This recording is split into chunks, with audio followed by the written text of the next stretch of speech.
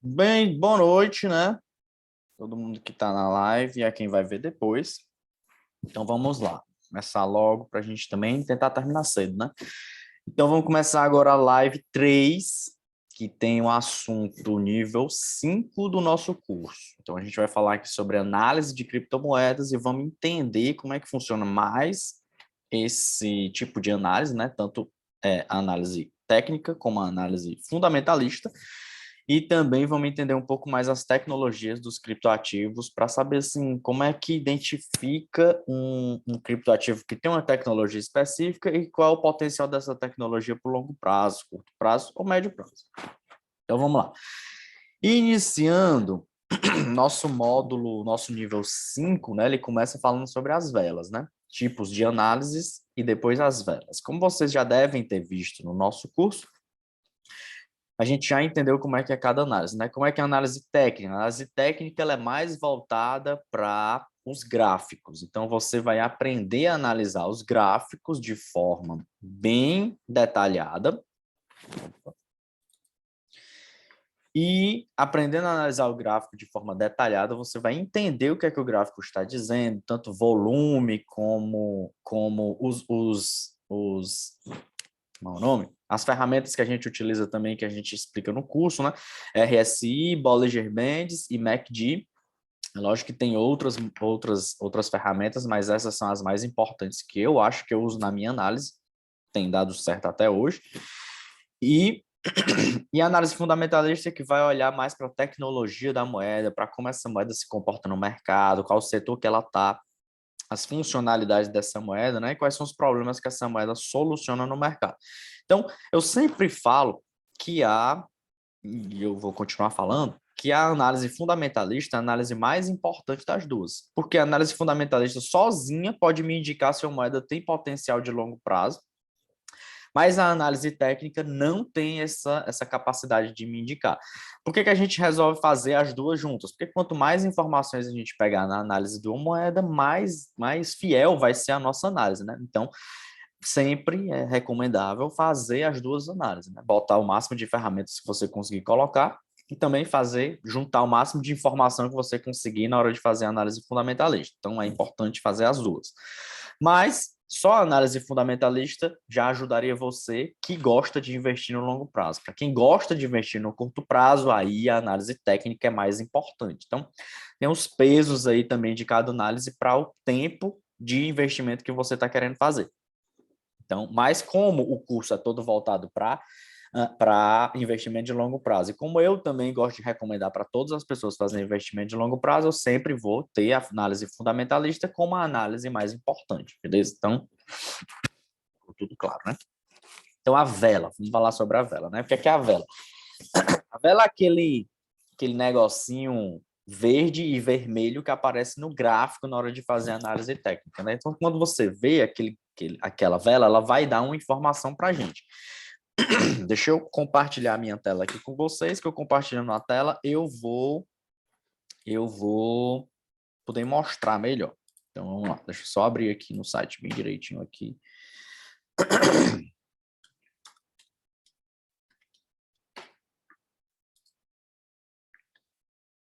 A gente botar aqui a anatomia de uma vela e entender perfeitamente o que é que essa anatomia dessa vela está querendo dizer para a gente.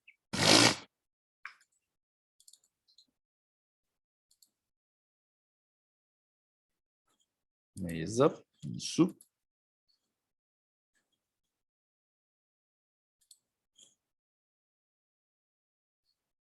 Ponto. Vamos lá.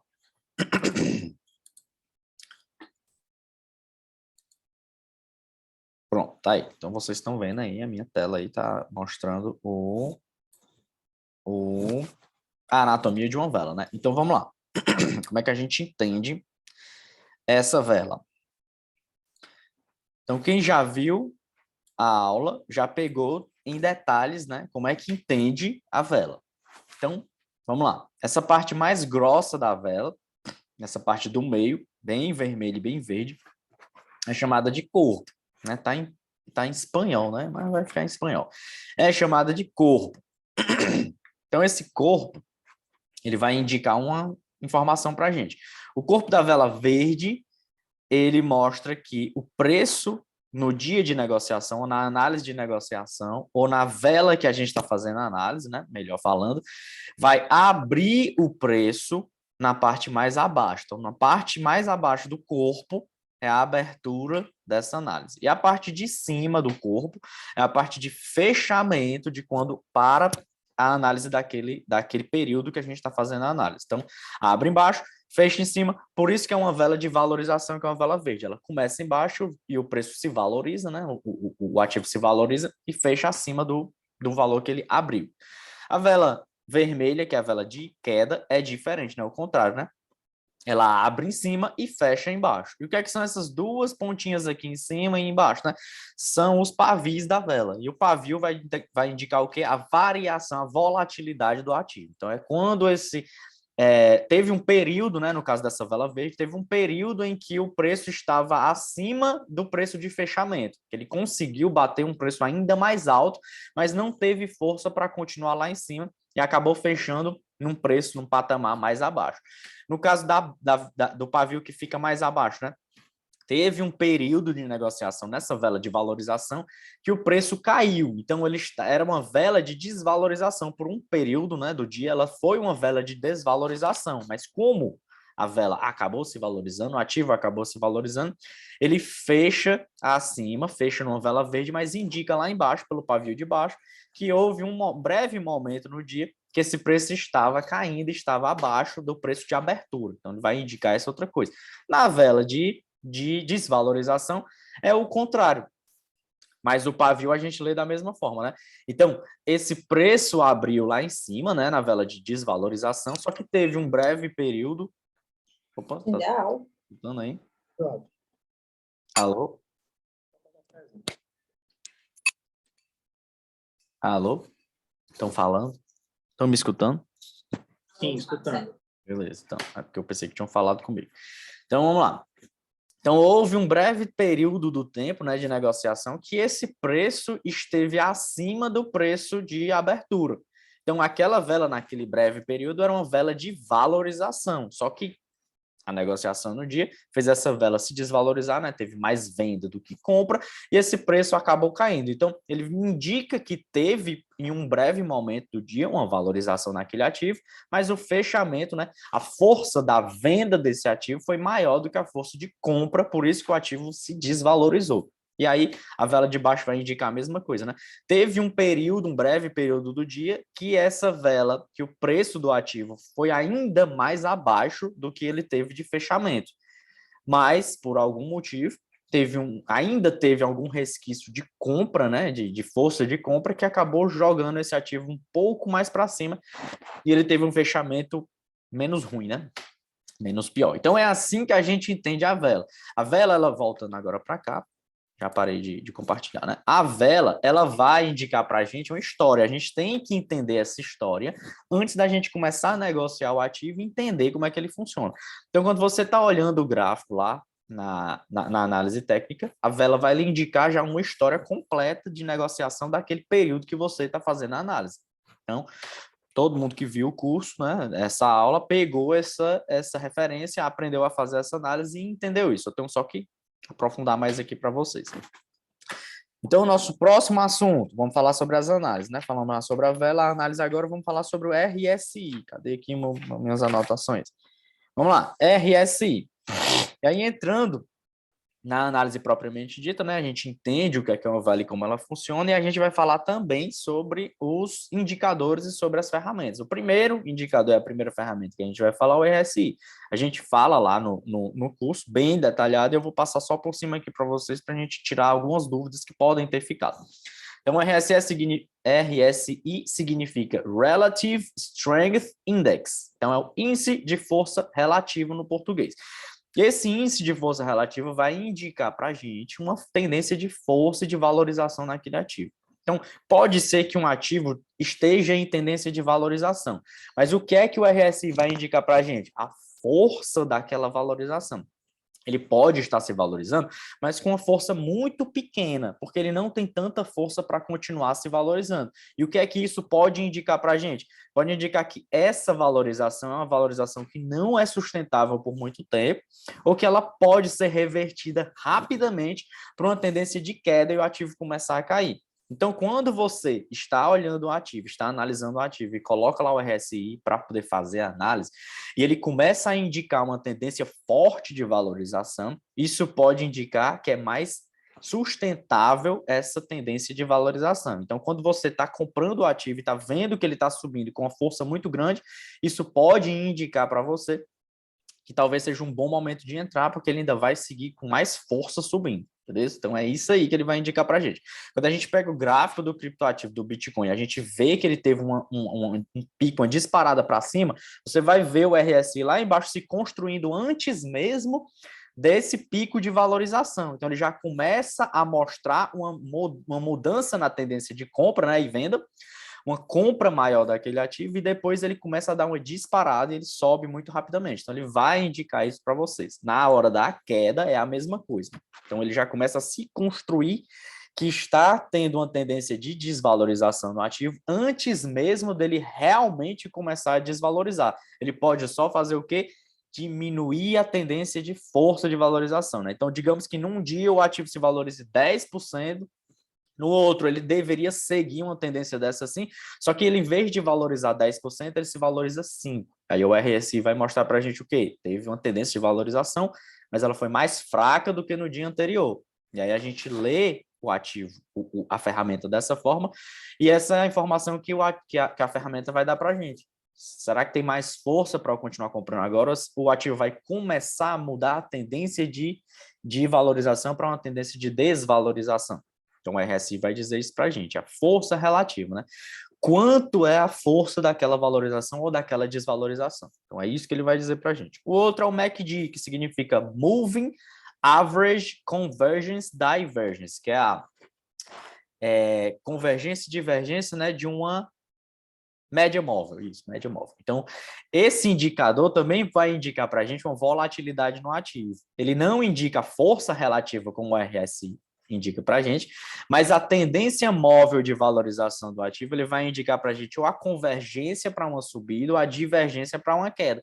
Então, ele vai indicar para a gente também uma tendência de valorização ou uma tendência de desvalorização. Só que nem sempre ele vai ser, como é que eu digo? Ele vai ser fiel ao RSI. Às vezes o RSI está em valorização, mostrando uma tendência grande de valorização, enquanto o MACD está mostrando uma tendência de queda. Então ele não... O bicho está fazendo umas rodinhas esquisitas aqui. Então ele não vai ser fiel à mesma análise da outra ferramenta. Ele vai dizer para a gente outra coisa. Então, quando os dois estão falando a mesma coisa, a gente tem muito mais indicadores daquele assunto, né? Se os dois estão mostrando que o ativo vai se valorizar, significa muito provavelmente que esse ativo vai se valorizar. O gráfico está mostrando o RSI, está mostrando o MACD, está mostrando no próximo a Bollinger Bands, que a gente vai já falar, né? Está mostrando também que esse ativo vai se valorizar. As linhas de resistência, as linhas de suporte, está tudo mostrando que vai se valorizar, então é porque provavelmente vai se valorizar. Não necessariamente vai se valorizar, né? Eu tive um cliente da consultoria que ele falou sobre isso. Ele brigou comigo, reclamou comigo, que a gente estava fazendo análise de um ativo para ele, eu falando tudo que eu estou falando aqui para vocês, né? É um padrão, é uma tendência de valorização. Ele vai possivelmente continuar se valorizando. Ele diz, nesse gráfico aqui, esse ativo não se valorizou quando tu disse que isso ia acontecer. Aí eu falei para ele, né, novamente. É porque é uma tendência, ele segue uma tendência, não necessariamente vai ser fiel àquilo. Se fosse totalmente fiel ao que a gente está vendo na análise, ia ser muito fácil, né? Todo mundo ia ser milionário, era só seguir o que a análise está falando e a gente ia comprar e vender. Mas, às vezes, não é isso que acontece. Por quê? Porque a análise fundamentalista também chega para dar outra informação para a gente. Notícias do mercado chegam para dar outra informação para a gente. Então, o gráfico pode dizer que vai seguir uma tendência de valorização no Bitcoin. Mas se os mercados, se os governos começarem a se movimentar para regular o mercado, ele começar a taxar as empresas de cripto, começar a saquear não, né? A começar a taxar a conta das pessoas que têm conta em corretora, que investem em criptomoedas, isso provavelmente vai levar o preço do ativo para baixo, mesmo que esteja indicando que ele vai se valorizar. Beleza? Então, ele pode se valorizar numa tendência de longo prazo, né? Mais na frente. Mas no curto prazo, ele vai seguir uma tendência de desvalorização porque ele está levando muito ataque. E como eu já falei para vocês nas nossas primeiras lives, né, a tendência de valorização do ativo, Bitcoin e das outras criptomoedas, é muito ligada à demanda e à oferta, né? A oferta ela vai ser limitada sempre para o Bitcoin, mas a demanda, né, o interesse do mercado por aquele ativo pode jogar ele para cima ou para baixo. E a gente sabe que a maioria das pessoas que investem em Bitcoin estão querendo especular e também não entendem o que é que eles estão fazendo. Não sabe para que serve o Bitcoin, só acha que o Bitcoin se valorizou 400% esse ano, eu vou comprar porque eu vou ter uma valorização de 400% esse ano também. E não é assim que funciona, né? A gente tem que entender para que serve o ativo antes de começar realmente a comprar ele. É por isso que vocês estão fazendo o curso e a gente vai aprender a fazer isso. Então, e o Bollinger Bands, o que é que a gente fala no Bollinger Bands? O Bollinger Bands, ele tem o quê? Ele vai indicar para a gente 3 linhas e uma parte rachurada no meio, né? Se eu mostrar para vocês, fica muito mais fácil, né? Então, vamos lá. Deixa eu abrir aqui. TradingView, que é o mesmo site que a gente faz a análise no curso. Opa.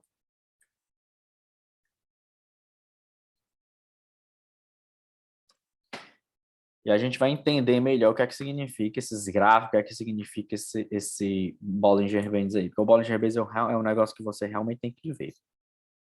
Entender. BTC, USD. Bitfinex. Então, compartilhando de novo. Cadê? Aqui. Compartilhar. Vocês estão conseguindo ver minha tela e também estão vendo o meu mouse? Estou só vendo a tela. Os dois. Beleza, então vamos lá. Então tá aqui, o gráfico do Bitcoin que eu já tinha apagado para não ter perigo de ficar um monte de linha aqui, que eu sempre deixo 200 milhões de linhas. Então qual é o Bollinger Bands? No curso a gente aprende, a gente clica aqui, eu já deixei no favoritos, porque eu sempre faço essa análise, eu sempre coloco esses mesmos indicadores aqui, como eu estou mostrando para vocês, ó. Bollinger Bands, MACD, Moving Average Convergence Divergence, RSI, né, Relative Strength Index, e o volume que já está aqui embaixo. Então, cliquei no Bollinger Bands, ele já foi lá. É que o Bollinger Bands vai me mostrar 3 linhas e a parte rachurada no meio. Eu gosto de chamar essas linhas com a mesma terminologia das linhas de resistência e de suporte. A diferença aqui é que essas linhas são móveis, beleza? Como é no MACD e tal. São tudo, tudo móvel, né? Então, o que é que vai acontecer? Essa linha aqui, eu gosto de chamar ela de linha de resistência, a de cima aqui, né? Essa mais de cima, azulzinha. A de embaixo eu gosto de chamar de linha de suporte. E a do meio eu só chamo a linha de tendência. Beleza? Então, boto esses nomes aqui nessas linhas para poder facilitar a análise, né? Na hora de eu entender o que é que eu estou falando aqui, para vocês entenderem também. Então, quando eu falo a linha de resistência é a de cima, de suporte é a de baixo, a de tendência é a do meio. Então, vamos lá. Essa linha de resistência, o que é que ela vai... Ah, meu Deus do céu. O que é que ela vai dizer para a gente? Ela vai dizer para a gente uma faixa de preço que o ativo Bitcoin, né, o ativo que a gente estiver fazendo a análise, no caso é o Bitcoin, pode chegar. E a linha de suporte também vai dizer a mesma coisa, é uma faixa de preço que o Bitcoin pode chegar, tanto para cima como para baixo, né? Resistência é para cima, suporte é para baixo. Por que é esse nome? A resistência vai fazer uma resistência de valorização para o ativo. Esse ativo pode bater lá e ele vai sofrer uma resistência para continuar subindo. Então, ele faz uma resistência para o ativo se valorizar. O suporte significa o quê?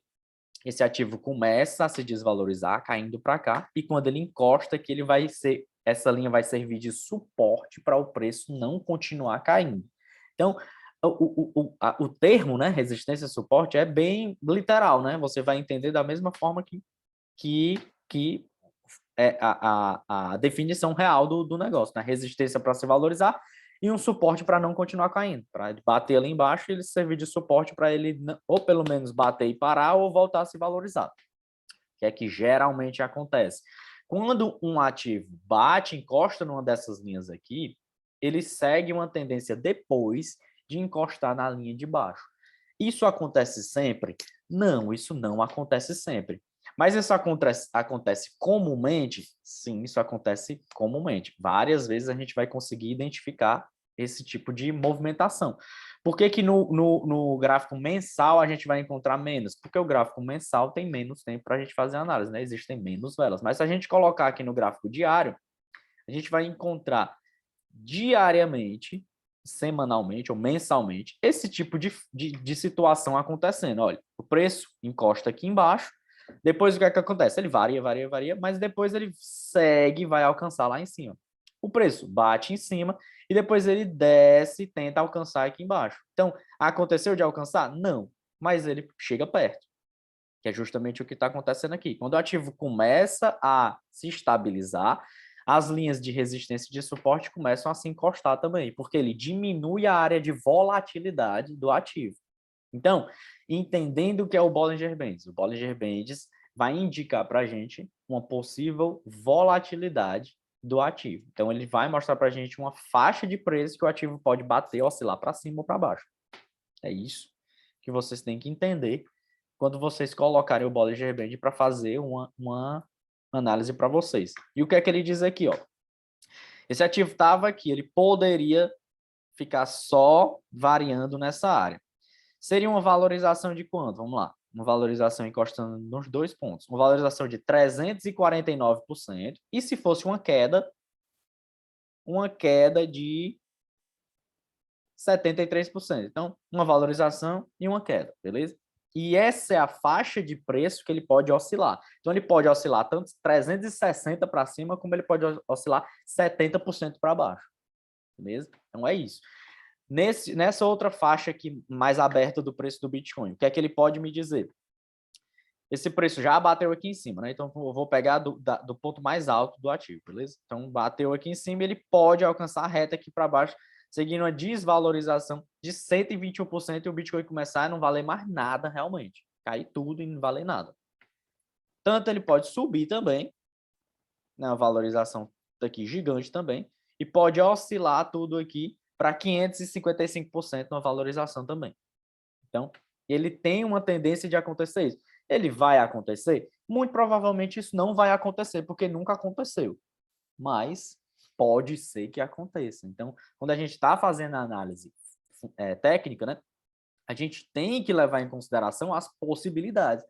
Então, não é porque o gráfico está me dizendo que isso vai acontecer que efetivamente vai acontecer. Possivelmente isso vai acontecer, né? Pode acontecer. No caso, vocês viram aqui, o bicho vai ficar negativo. Isso pode acontecer? Na minha opinião, isso nunca vai acontecer. Nunca aconteceu e eu não acredito que vai acontecer. Então, não acho que esse preço pode cair aqui não sei quantos por cento e se desvalorizar para um preço negativo para o Bitcoin, beleza? E você ficar devendo dinheiro, né? Isso não existe. Mas uma tendência de valorização é muito mais provável de acontecer, porque é o que justamente está acontecendo com o ativo ao longo dos anos. Então, a gente tem uma área de volatilidade que o preço pode muito bem bater em cima, e nessa mesma faixa de preço ele pode muito bem bater aqui embaixo. Então, a possibilidade disso acontecer. Aqui, o que é que está acontecendo? O preço do Bitcoin está começando a se estabilizar nessa faixa aqui. E o que é que acontece? As linhas de resistência e de suporte começam a se juntar. Por quê? Porque quando o ativo começa a ficar estável, o que é que indica para a Bollinger Band e o que é que ela vai dizer para a gente? Desculpa.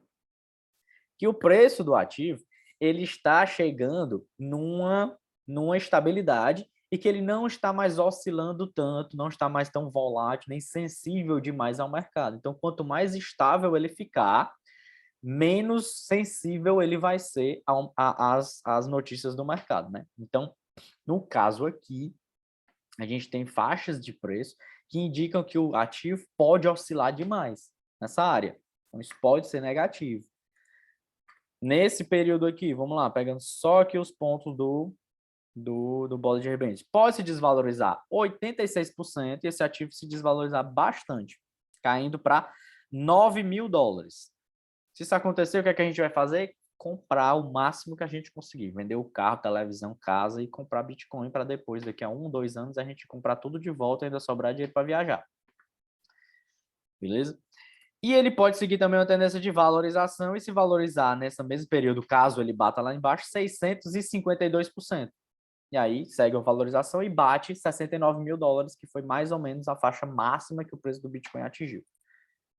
Aqui foi 68.958. Então, 68.958 dólares foi o preço máximo que o Bitcoin atingiu na história dele.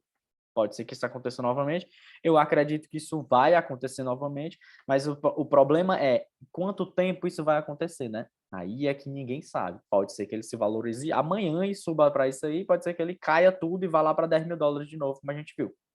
Por quê? Porque ele tem espaço para acontecer isso, beleza? Então, o Bollinger Band vai indicar para a gente o quê? O espaço, a possibilidade da faixa de preço para cima ou para baixo, beleza? Por que eu demorei mais no Bollinger Band? Porque ele é realmente mais complicado de entender, tá? Então, o ativo bate em cima e segue em tendência de queda para encostar na de baixo. Se ele bater embaixo, ele segue em tendência de alta para bater em cima. O que é que a linha do meio vai me dizer? A tendência. Essa linha de tendência, ela é um pouco mais lenta do que as outras duas linhas. E ela vai acompanhar o preço do ativo semanalmente. Então, esse preço joga, no caso aqui está mensal, o preço joga para cima e ela vai, como se tivesse um elástico no preço do ativo, em cima aqui da bichinha, ó, em cima da bichinha, um elástico aqui, puxando a linha de tendência do meio. Então, quanto mais esse preço sobe, mais o elástico fica tenso e mais força ele vai ter para puxar a linha de tendência para cima. Então, quanto menos força ele tem, mais próximo do ativo ele está, menos força, menos tensão o elástico vai ter também, menos força para puxar esse ativo, esse preço vai ter, beleza? Então, entendam como se fosse um elástico. Quanto mais força ele tiver de tendência de alta, mais forte esse bicho vai se inclinar para cima. E para baixo é a mesma coisa. Quanto mais abaixo ele tiver, mais tensão vai ter no cordão, no elástico, e mais ele vai puxar para baixo, esse bichinho vai cair. Beleza? Se tiver estabilizado, ele fica realmente estabilizado e as linhas de suporte de resistência se encostam e a linha de tendência fica estabilizadazinha no meio ali, sem sofrer tendência de alta nem de queda. E aí a gente tem que esperar para ver o que é que vai acontecer para esse ativo subir ou não. A linha de tendência aqui do meio também vai servir como uma linha de resistência ou de suporte. Por quê? Porque se o preço estiver acima da linha de tendência, ela vai servir como uma linha de suporte. E se o preço estiver abaixo, como em alguns momentos aqui atrás, deixa eu abrir aqui para a gente ver. Em alguns momentos aqui atrás, ela vai ser uma linha de resistência, porque o preço vai bater aqui e provavelmente vai sofrer uma resistência para não continuar subindo e acabar caindo para alguma faixa de preço mais abaixo para juntar força de novo e se valorizar para tentar quebrar essa resistência. Então, até a linha de tendência também pode ser encarada como uma linha de resistência ou de suporte, beleza? Então, é isso que vocês têm que entender aqui no gráfico. Beleza. Então, falando agora sobre outra coisa. Já deu para entender aqui como é que é cada análise, né? O curso está bem mais detalhado. Então, vamos lá. Agora, falando sobre a análise fundamentalista. E o que é que a gente vai fazer agora aqui? Vou fechar para a gente conversar sobre a análise fundamentalista. Como é que para de compartilhar aqui? Não sei não. Interromper compartilhamento. Pronto. Então, a análise fundamentalista. O que é que a análise fundamentalista vai me dizer, já que eu não preciso mostrar muita coisa para vocês, eu vou só falar e vocês vão ver meu rosto muito bonito. Então, market cap é a primeira coisa que a gente vai falar. Por que o market cap é interessante para a gente falar sobre análise fundamentalista? Porque o market cap, que é a capitalização de mercado, que é isso que significa no inglês, ele vai me dizer quanto realmente vale o ativo em valores de mercado. Então, é o preço de uma moeda multiplicado pela oferta máxima que tem dessa moeda no mercado, pela quantidade liquidada dessa moeda no mercado. Então, se o Bitcoin vale $1 e tem 100 moedas no mercado, o market cap do Bitcoin vale $100, beleza? E é assim que a gente faz o cálculo para entender como é que ele funciona. O Bitcoin hoje está valendo cerca de 3 trilhões de reais. Então, um valor gigantesco, né? E a gente faz o cálculo como? Multiplicando o preço de um Bitcoin, né? Acho que é 200 mil reais, alguma coisinha, vezes a quantidade de Bitcoin que tem, que é perto de 19 milhões de unidades. Então, quando você multiplica isso aí, vai dar 3 trilhões, né? Um valor bastante alto. Essa é a forma que você calcula para todas as outras moedas, e essa é a forma que você calcula também para identificar a capitalização de mercado de qualquer ativo no mercado, bolsa de valores, qualquer coisa. Você multiplica o preço de uma ação vezes a quantidade de ações que tem em circulação no mercado. Como é que você calcula o market cap de um fundo de investimento? O preço de uma cota do fundo de investimento vezes a quantidade de cotas que são negociadas no mercado. Aí você vê qual é o valor que tem naquele fundo investido, beleza? É assim que você faz esse tipo de cálculo. Por que que isso é importante na hora de fazer uma análise de um ativo e por que que não é tão importante a gente identificar somente o preço de um ativo e achar que esse ativo está barato para comprar? Por exemplo, duas moedinhas que a gente vai ver aqui, ó. Cardano, ADA, e a moeda Solana, Sol, beleza? A Solana, a gente faz análise dela no curso, a Cardano não. Porque são o mesmo setor, então eu preferi colocar uma outra que era mais desconhecida para vocês, que eu também, inclusive, acho mais interessante do que a Cardano. Então, a Solana tem um market cap de cerca de 60 e poucos bilhões de dólares. E a Cardano tem um market cap de também 60 e poucos bilhões de dólares. A diferença é que uma unidade da Cardano, e aí eu vou abrir aqui agora a tela para vocês novamente, vamos lá. Cardano e a outra Solana. Mostrar para vocês aqui em primeira mão logo, né? Mostrar logo aqui no gráfico não, no CoinMarketCap, que é onde a gente faz a análise, e mostrar para vocês aqui bem direitinho como é que identifica cada coisa. Então, aqui, vai, compartilha. Não, isso aqui é outra coisa. Tenho que aprender a usar esse bicho aqui ainda. Aqui. Pronto, vamos lá. Então, a Cardano. A Cardano custa R$ 4,50. Tem uma valorização hoje de 6%, 6,37%, né? Vamos ver o market cap da Cardano, já que é o que a gente está falando aqui agora. Então, o market cap da Cardano, que é a valorização de mercado da Cardano, aqui, ó, é em reais, né? 151 milhões de reais. E se a gente colocar na... Deixa eu baixar esse negócio aqui. Negócio complicado. E se eu colocar na capitalização de mercado da Solana, que vale R$ 437, você está vendo, é 100 vezes mais do que a Cardano, né? A capitalização de mercado dela é 140 milhões de reais. É menos ainda do que a capitalização de mercado da Cardano, que a gente viu aqui, 151. E por que que é desse jeito, né? O que é que está acontecendo aqui? Tá alguma coisa errada? Não, não tem nada de errado. É porque a Cardano, ela tem ofertada no mercado 33 bilhões 700 milhões de unidades. Aí quando você faz o cálculo, preço muito baixo, mas o cálculo em cima de uma unidade, de uma quantidade de moeda exorbitante, a capitalização de mercado dela fica alta, mas o preço da moeda é baixo. E a Solana só tem 320 milhões de unidades no mercado. Então, quando a gente faz o cálculo, a gente chega à capitalização de mercado aqui de 140 milhões e na Cardano, a capitalização de mercado de 151 milhões. Por que que eu comprar só identificando o preço do ativo não vai me indicar uma possibilidade de valorização? Porque a primeira pessoa que chega aqui que não sabe nada sobre criptomoeda, vocês que começaram a investir, né? Fizeram um curso e não sabia de nada. Chega aqui e vê, poxa, eu vou comprar Cardano ou vou comprar Solana? Vou comprar Cardano, porque a Cardano está R$ 4,00. Quando ela bater 430 igual a da Solana, eu estou milionário, né? Faz sentido isso? Na cabeça da gente, assim, que não entende, faz sentido. Só que isso é provável que aconteça? Não, isso não é provável que aconteça, porque a Cardano, para ela se valorizar, a capitalização de mercado indica o que para a gente?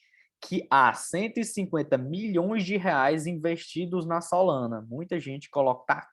É milhões ou é bilhões? Peraí. Bilhões, eu estou falando tudo errado aqui. Então, eu falei milhões, né? É bilhões. Tem 151 bilhões de reais investidos na Cardano.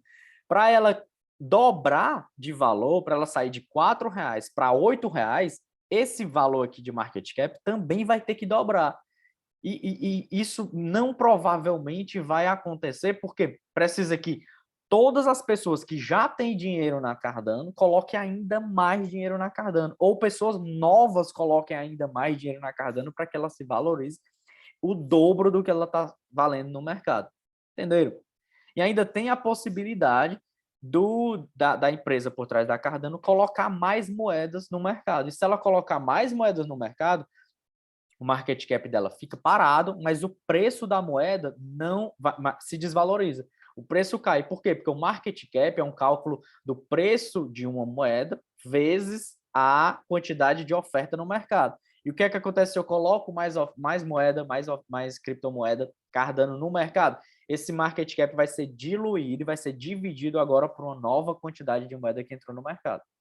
Então, eu olhar somente o preço do ativo não vai me indicar uma possível valorização que vai chegar no Bitcoin e a Cardano vai se valorizar tanto que vai bater o Bitcoin. Isso nunca vai acontecer. Pode ser que ele bata em relação ao market cap, isso é possível. Pode ser que aconteça. Eu acredito que vai acontecer? Não.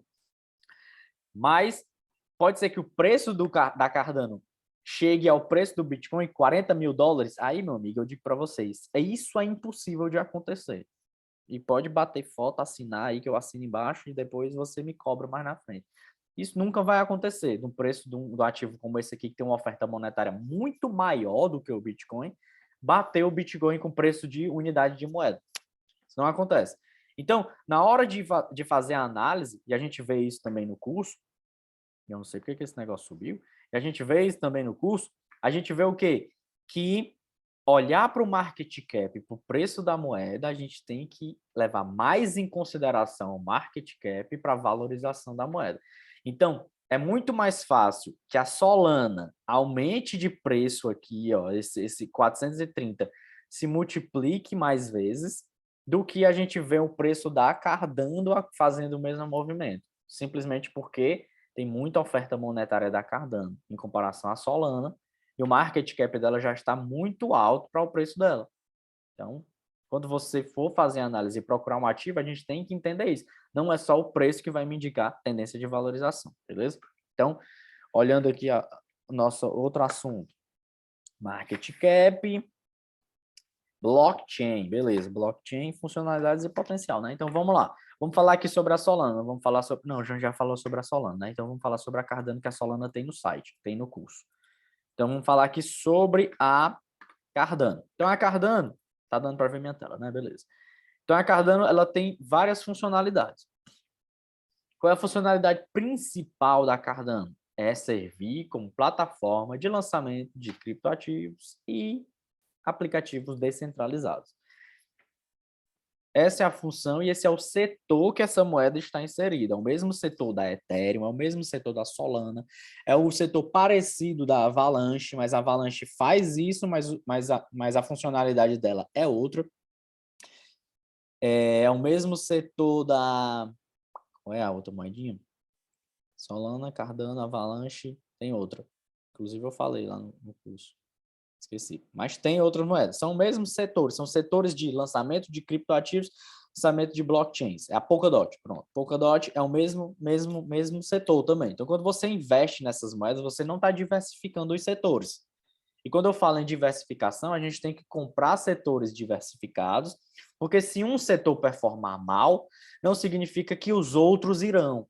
Então, pode ser que se você tem Bitcoin, Avalanche, X-Infinity, tem também Litecoin e Ethereum. Aí vamos dizer que o setor de lançamento de aplicativos, de plataforma de lançamento de aplicativos, vai mal. Aí você tem Solana e tem Ethereum, né? Aí esses setores caem. Mas os outros três, X-Infinity é setor de jogos criptográficos, Bitcoin é reserva de valor, e eu acho que foi só essas quatro que eu falei, né?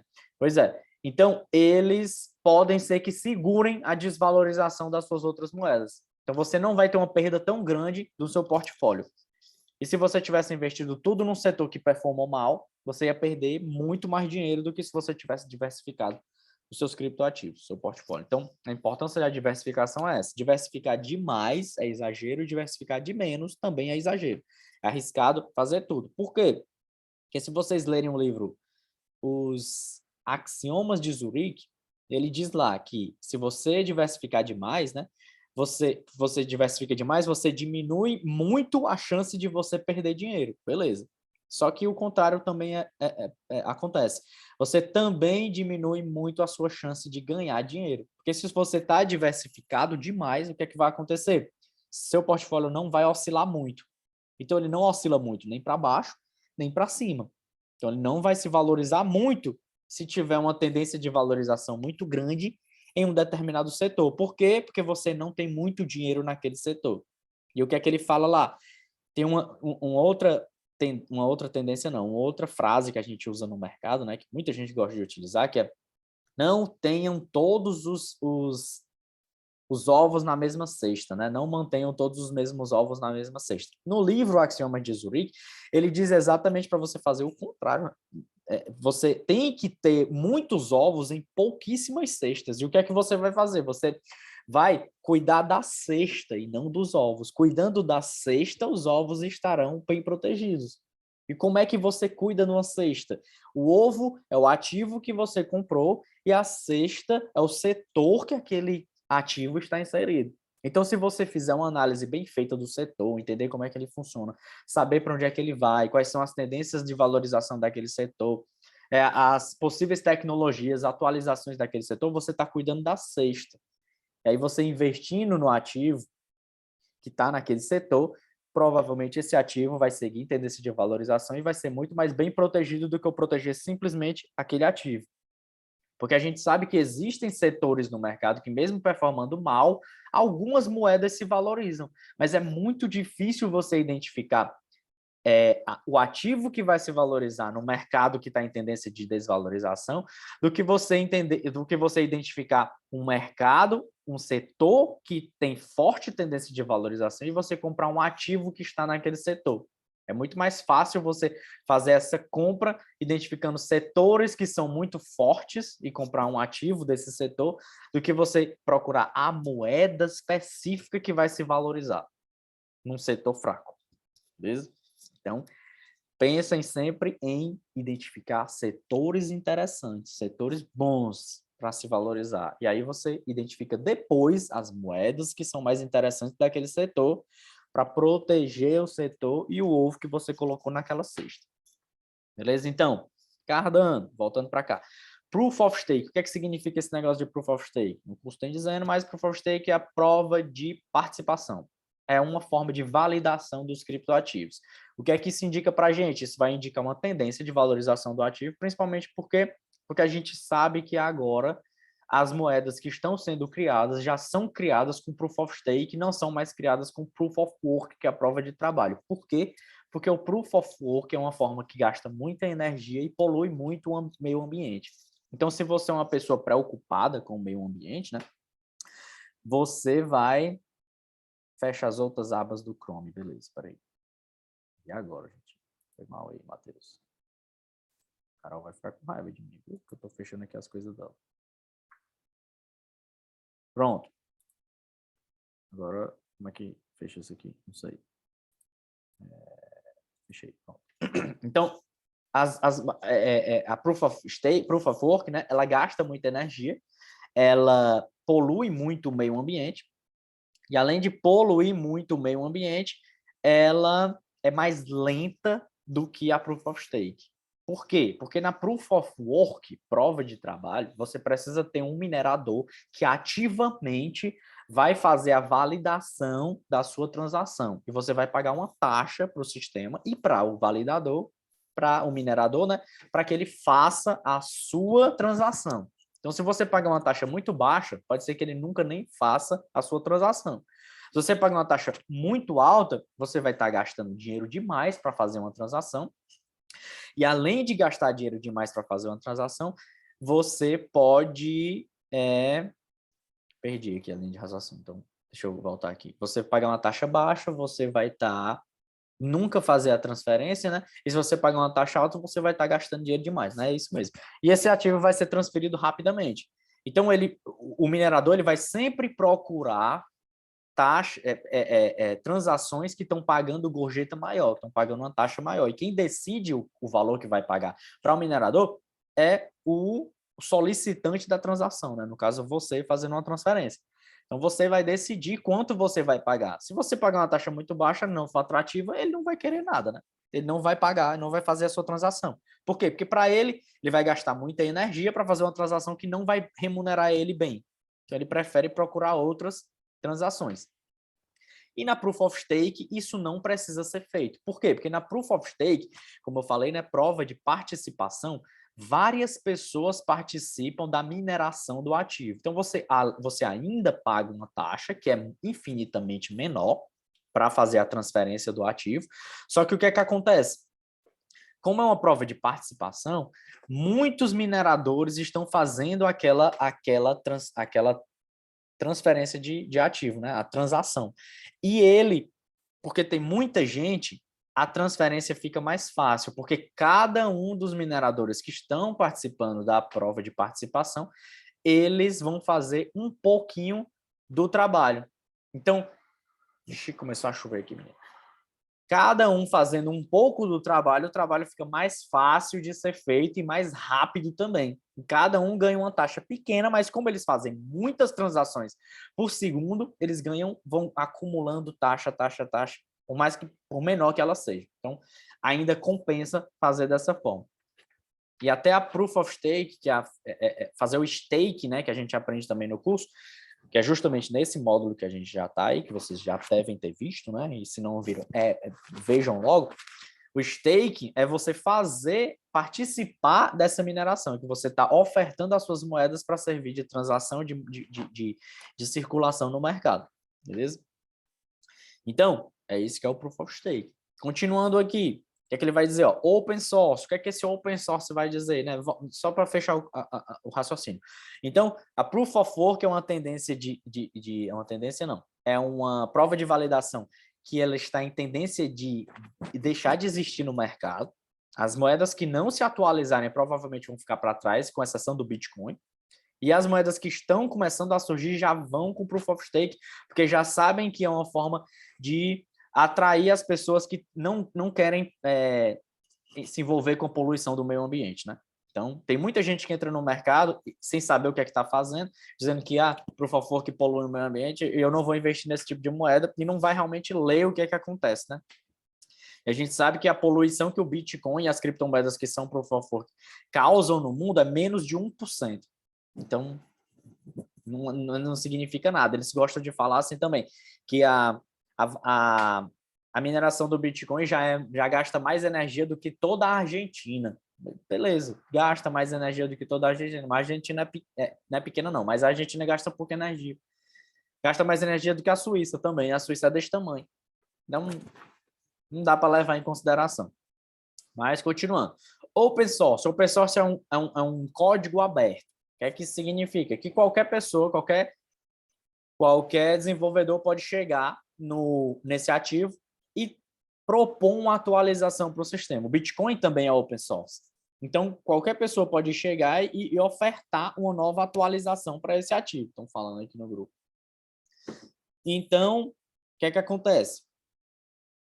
Se por acaso o mercado e os investidores estiverem insatisfeitos com os rumos daquela moeda, eles podem muito bem propor uma nova atualização para melhorar essa moeda no futuro.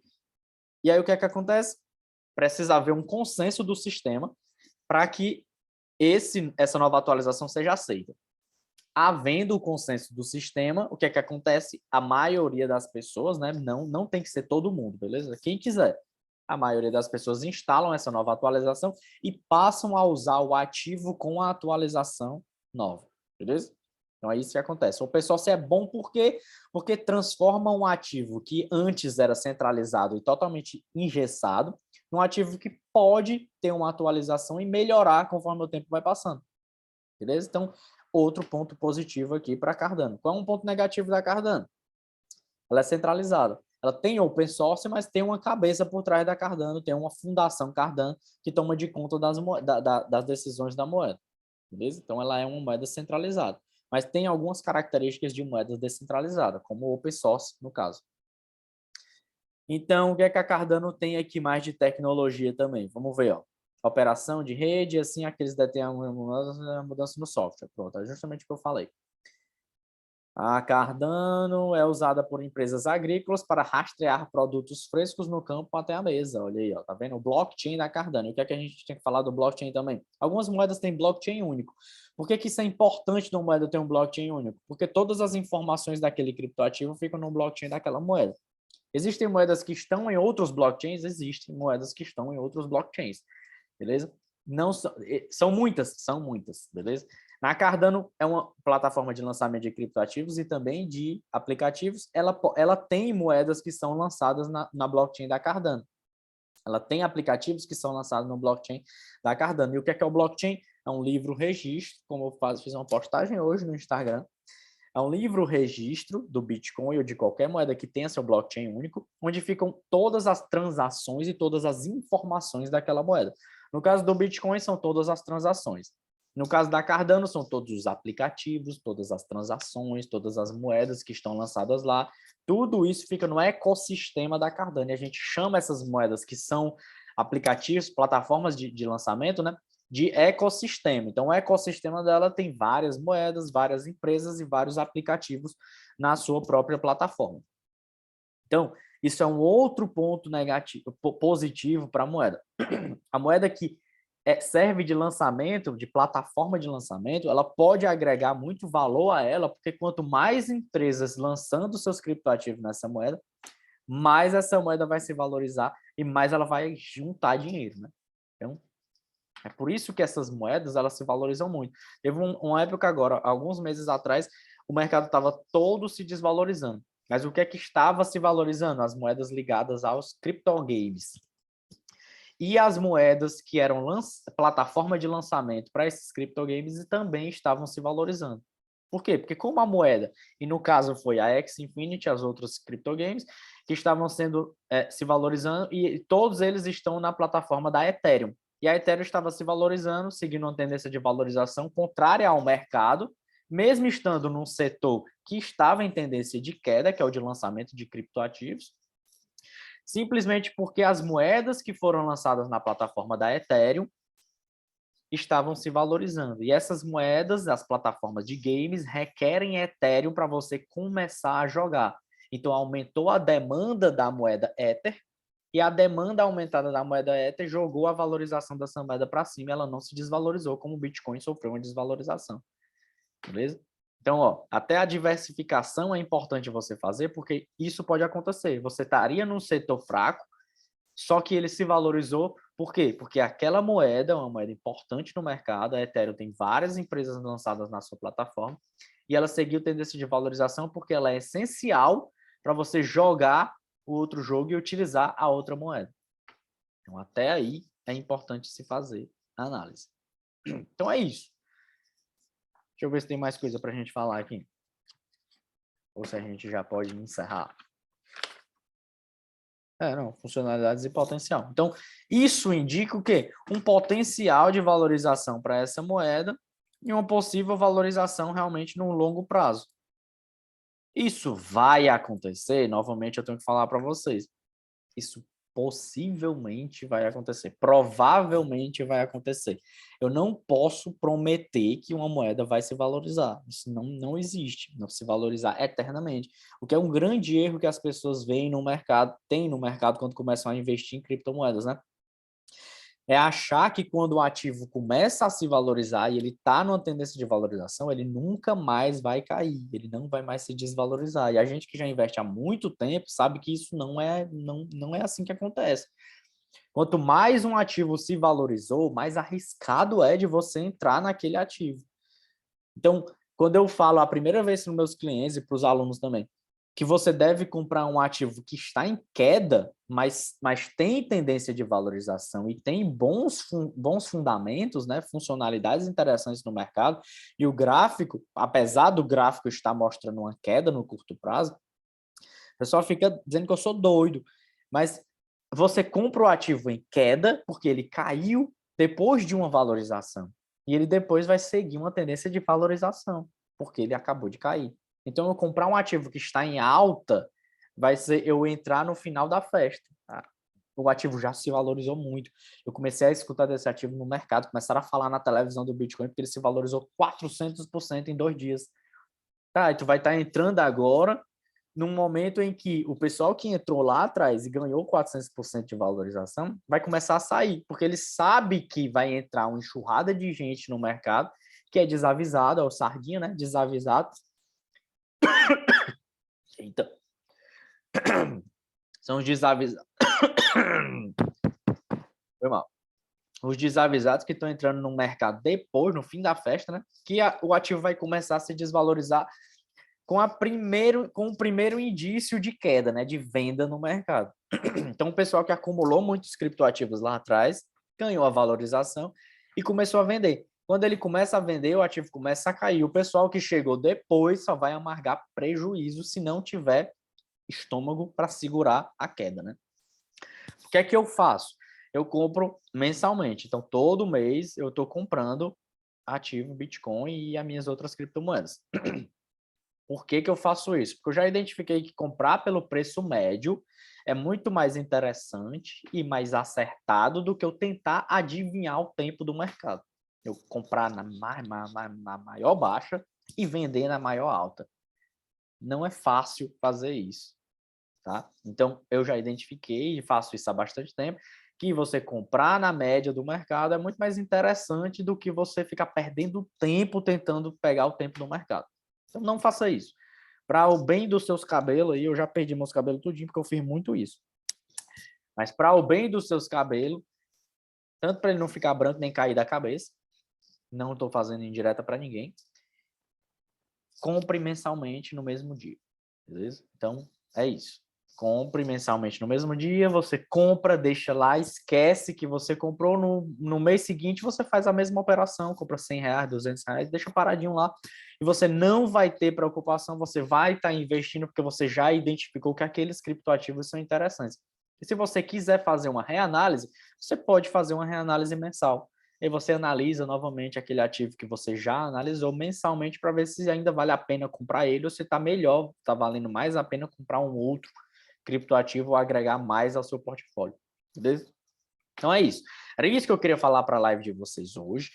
A gente aprofundar mais no assunto da análise, entender o que é uma análise e como funciona a identificação dos potenciais de valorização do ativo, né? Identificar as tecnologias por trás, as funcionalidades, as funções e os fundamentos do criptoativo. Então, era isso. Eu vou ficando por aqui. Se alguém tiver alguma dúvida, é agora, ou então lá no grupo. Alguém quer tirar alguma dúvida aí ao vivo?